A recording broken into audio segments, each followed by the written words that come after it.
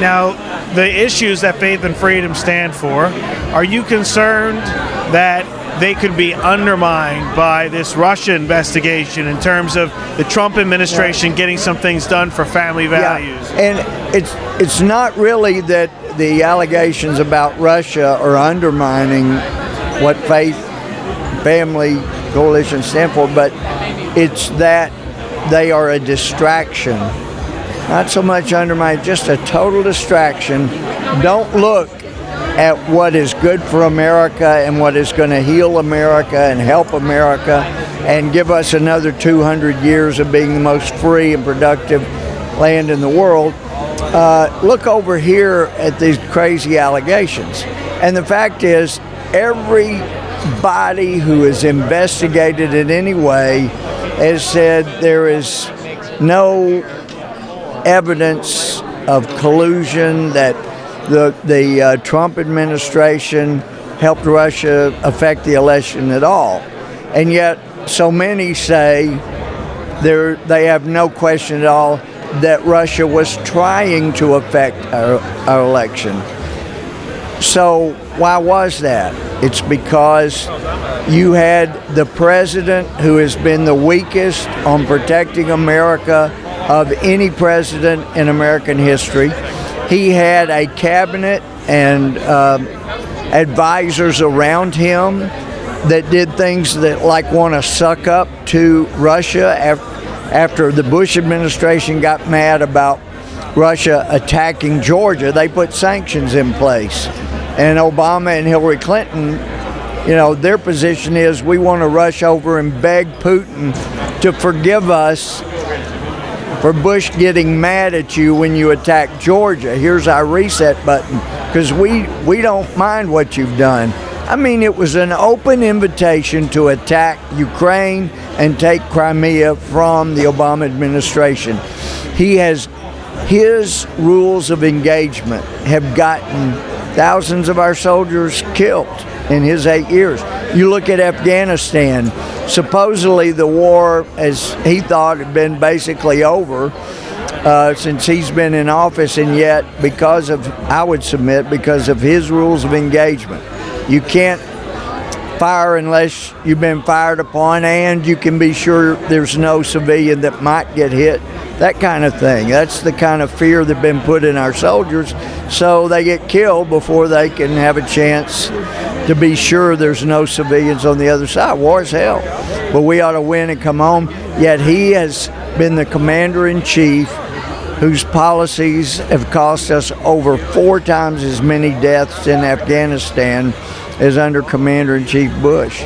I mean, this is a president who I can honestly say, thank God he's gone. Now give us a chance to start protecting America, because like Nigerians told me years back when I was over there, they said, we were all so excited when you elected your first black president, but since he's been in office, we've seen America getting weaker and weaker, and they said, we beg you, when you leave here in Nigeria and go back, actually it was Togo, right by Nigeria, but some of them were Nigerians, but he said, when you go back, please tell everybody in Washington, stop getting so weak.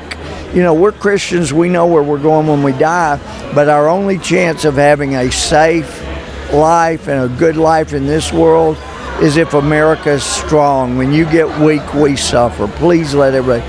So that's what they've seen around the world, and I think, as I told Donald Trump last September and reminded him again a couple of months ago, you got a chance to be one of our greatest presidents on foreign policy, because people think, like they thought Reagan was crazy, they thought Teddy Roosevelt was crazy, and it really gives you an advantage and an ability to get better deals. I mean, he said, well, they think I'm crazy. I said, I know. That's why you're going to be so effective.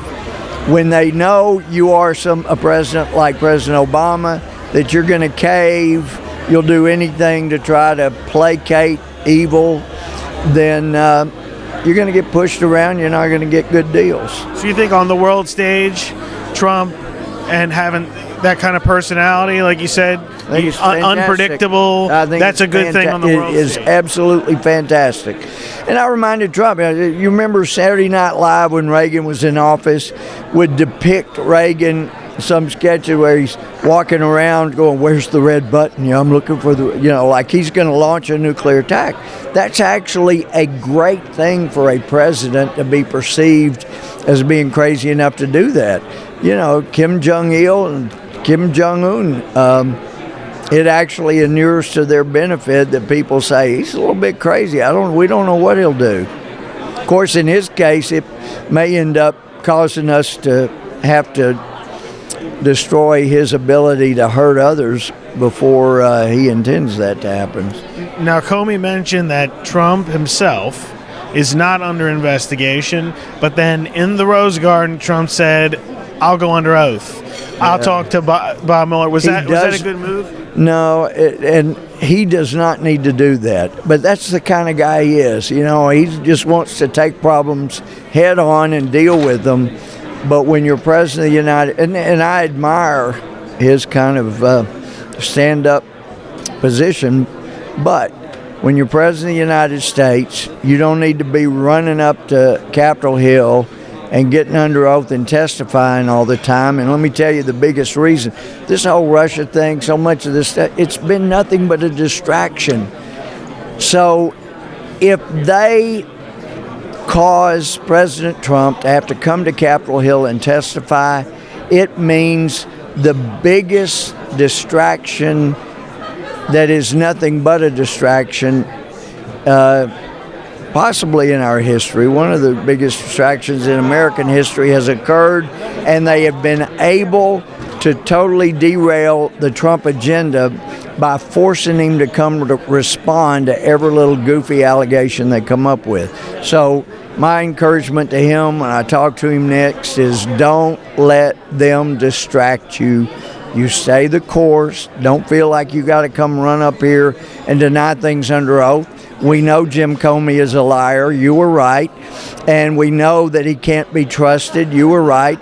And we know when he said you were a liar that he was a liar because, for one thing, he wasn't bothered. I mean, he didn't put a memo together after Loretta Lynch told him basically to lie because she knew he was engaged in investigation. He knew matter is not investigated. It was a lie. That didn't bother him to the point he needed to do a memo. And when you go into the FBI, I mean, I've seen their agreements before. Surely he had to sign an agreement like every other FBI agent. Anything that you prepare in the course of your employment with the FBI, not at home with your family or something like that, but you meet with the president in the course and scope of your duty as FBI director, and you prepare a memo like that, that FBI employment agreement's very clear. Those things are part of your employment, and you must leave them with the FBI when your employment's over.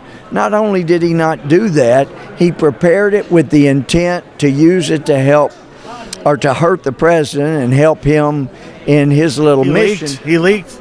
And then he leaked it. Yeah, not only did he said, oh, it's mine. Well, no, he needs to go back and read his agreement. It's not his. And even if there were never a written agreement, that's done in the course and scope of his employment as FBI director. But what really disturbs me also is, as I understand it, he went back, he did the memo, showed it to some other people, and they discussed it.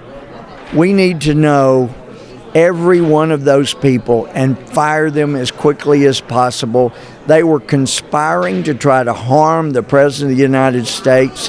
They were conspiring to get around their FBI employment contract. We got to find out who they are and get them the heck out of the government. And I need to run.